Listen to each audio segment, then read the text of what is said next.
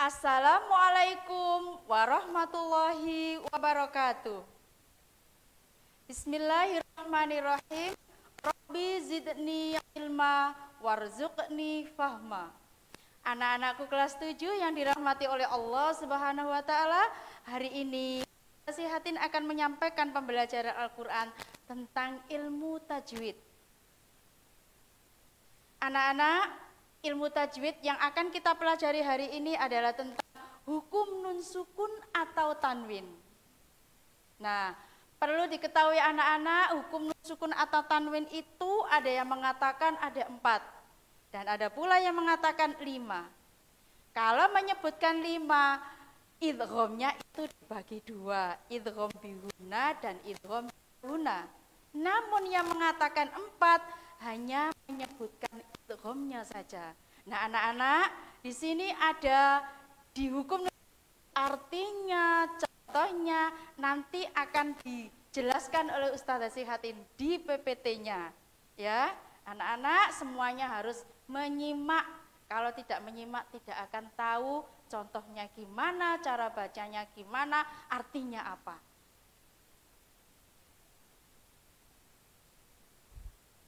Nah, anak-anak, ilmu tajwid.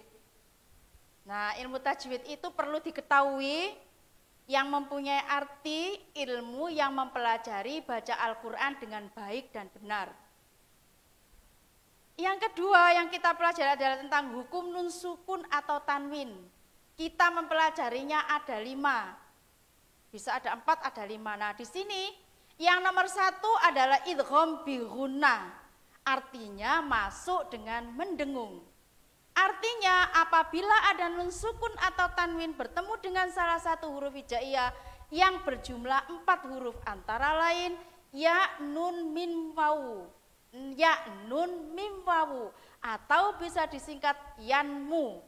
Contohnya may yaqulu fatham mubina falan nazidakum min waraihim. Nah, di sini perlu diingat anak-anak, jika ada nun sukun bertemu 4 huruf tersebut, bacanya harus mendengung 3 ketukan.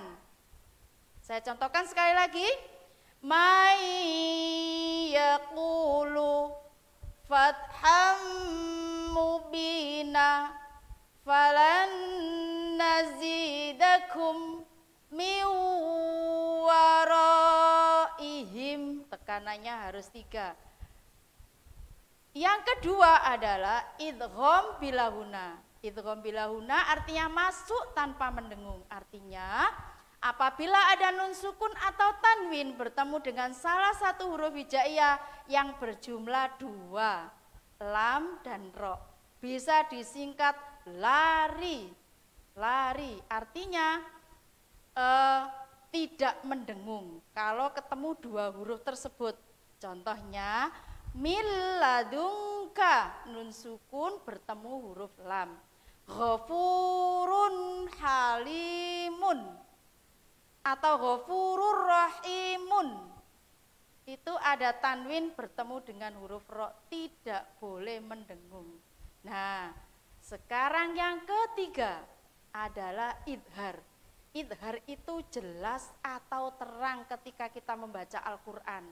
Artinya apabila ada nun sukun atau tanwin bertemu dengan salah satu huruf hijaiyah yang berjumlah 6, yaitu ha, alif, ha, kho, ain, win, bacanya harus jelas atau terang. Saya kasih contoh 2 saja ya. Man khafats, nun sukun bertemu kho, man khafats. Yang kedua ada nun sukun bertemu ha, min haitsu, jelas min haitsu. Nah, itu idhar. Sekarang yang keempat adalah iklab. Nah, iklab ini artinya membalik atau mengganti. Mengganti bagaimana?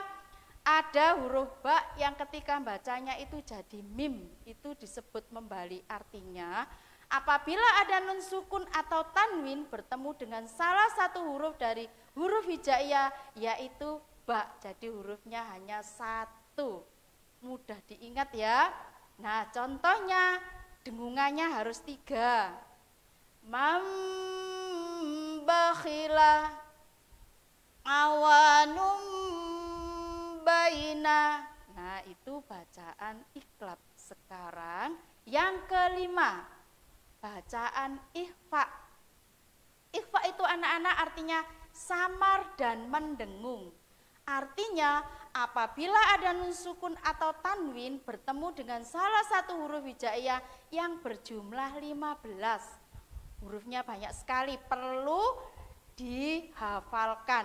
Ada ta, jim, dal, za, sin, shin, sod, bo, to, bo, fa, kof, kaf. Ada 15. Nah, contohnya tadi ada samar dan mendengung, itu bagaimana cara bacanya? Masuknya itu sudah dihitung ya. Seperti ini ada satu contoh yang awal. Ada nun sukun bertemu huruf ta. Mil tahtiha. Ketika kita membaca huruf nun itu masuk di huruf ta-nya. Jadi itu yang namanya samar dan mendengung. Ada contoh lagi, nun sukun bertemu dal.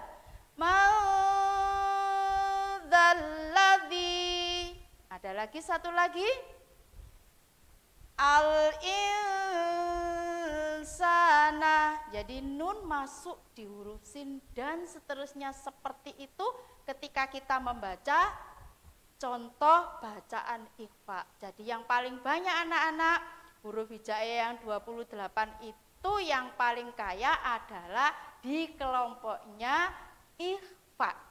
Nah, itu anak-anak yang saya sampaikan hari ini ya untuk pembelajaran hukum nun sukun atau tanwin yang ada 5, yang kita pelajari ada 5. Demikian anak-anak pertemuan kita ini untuk belajar hukum nun sukun atau tanwin. Ya, yang kita pelajari jelas ada 5.